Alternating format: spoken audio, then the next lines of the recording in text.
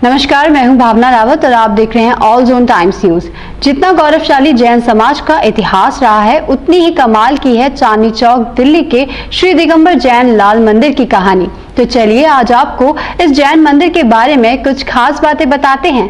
पुरानी दिल्ली अपने आप में कई तहजीबों, संस्कृति और ऐतिहासिक घटनाओं को खुद में समेटे हुए है। उन्हीं में से एक है श्री दिगंबर जैन लाल मंदिर, जिसे मुगल शासक शाहजहां के समय में बनवाया गया था। यहाँ मंदिर के साथ साथ पक्षियों का एक चैरिटेबल हॉस्पिटल भी है, जहाँ असहाय पक्षियों का इलाज निःशुल्क किया जाता है। चांदनी चौक में लाल किले के सामने स्थित ये लाल मंदिर जैन धर्म के सबसे पुराने मंदिरों में से एक है। इस मंदिर का निर्माण 1656 में किया गया था। अब आपको सुनाते हैं इस मंदिर के निर्माण से जुड़ी एक खास कहानी। जी हाँ, ये मंदिर मुगल शासक शाहजहां के समय में बनवाया गया था, जब पूरे भारत में किसी मंदिर के निर्माण की कल्पना तो दूर, भगवान की प्रतिमा के दर्शन भी दुर्लभ थे। उस समय शाहजहां लाल किले में रहकर शासन किया करते थे। कहा जाता है कि एक दिन उनकी ही सेना के एक जैन सैनिक रामचंद्र को कहीं से भगवान पार्श्वनाथ की मूर्ति मिली और उन्होंने उस मूर्ति को अपने ही घर में विराजमान कर लिया, बिना इस भय के कि अगर शाहजहां को इस बात का पता चल गया तो उसका परिणाम काफी बुरा हो सकता है। उसने अपने ही घर में भगवान पार्श्वनाथ की मूर्ति की नियमित पूजा अर्चना शुरू कर दी। सेना के बाकी जैन सैनिक भी वहां रोज आकर पूजा करने लगे। धीरे धीरे ये खबर अन्य जैन लोगों में भी पहुंच गई और सभी लोग वहां आकर पूजा अर्चना करने लगे। एक सैनिक के घर में प्रतिमा होने के कारण कुछ ही समय में वह जगह लश्करी मंदिर के नाम से प्रसिद्ध हो गई और दूर दूर से लोग उसके दर्शन करने आने लगे।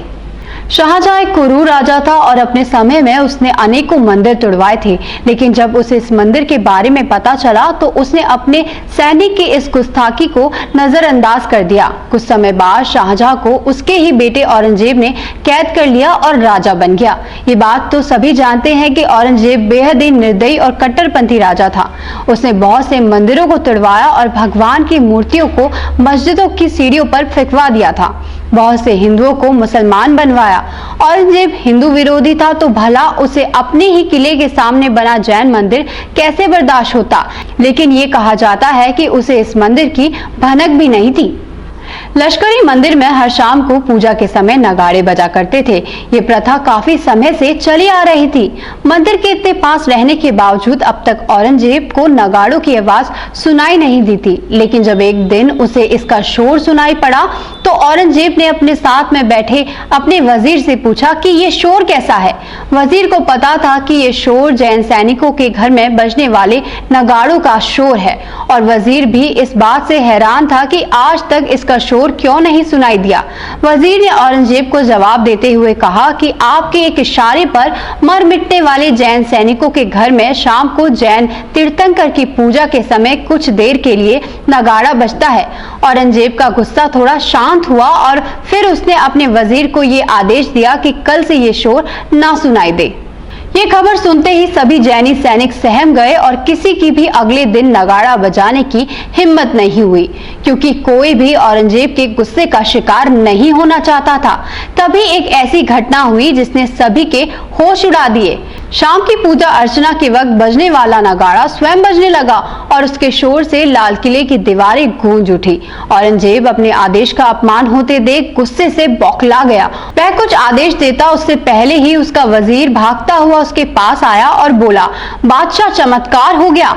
लश्करी मंदिर का नगाड़ा खुद बज रहा है और ये करिश्मा मैं अपनी आंखों से देख कर आ रहा हूँ। कुछ समय के लिए औरंगजेब हैरान रह गया। उसे पता था कि वजीर उसका वफादार है और उससे झूठ बोलने की हिम्मत नहीं कर सकता।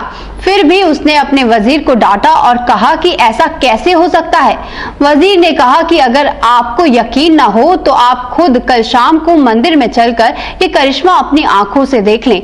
बादशाह इस बात के लिए मान गया।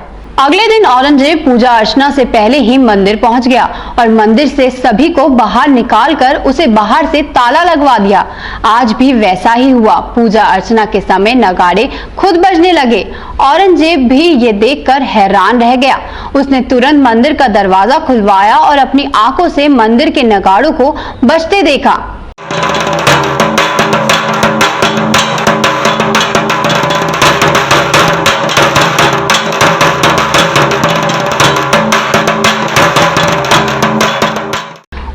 करिश्मे को देखने के बाद एक शाही फरमान जारी किया कि इस बुतखाने में नौबत बदस्तूर बजने दो, फैजान इलाही पर बंदिश नहीं लगाई जा सकती, यानी कि इस मंदिर में नगाड़े बजने दो, चमत्कारों पर किसी की बंदिश नहीं लगाई जा सकती।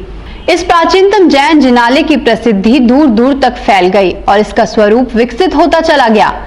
ये दिल्ली का पहला मंदिर था जो किसी सैनिक के घर में बना था। कुछ समय बाद इसे उर्दू मंदिर भी कहा जाने लगा क्योंकि इसके पास एक उर्दू बाजार लगता था। उसके बाद जैन मंदिर के नवीनीकरण में यहाँ लाल पत्थरों का प्रयोग हुआ। उसके बाद से ही यह मंदिर आज तक श्री दिगंबर जैन लाल मंदिर के नाम से प्रचलित है। तो देखा आपने कैसे उस समय भी इस मंदिर को कोई भी मुगल शासक तोड़वा नहीं सका और आज तक मंदिर उसी तरह लाल किले के सामने अपनी जगह पर बना हुआ है। तो इस कहानी में फिलहाल इतना ही। ऐसी ही स्पेशल वीडियोस के लिए देखते रहिए ऑल जोन टाइम्स न्यूज और साथ ही पढ़ते रहिए ऑल जोन टाइम्स समाचार पत्र।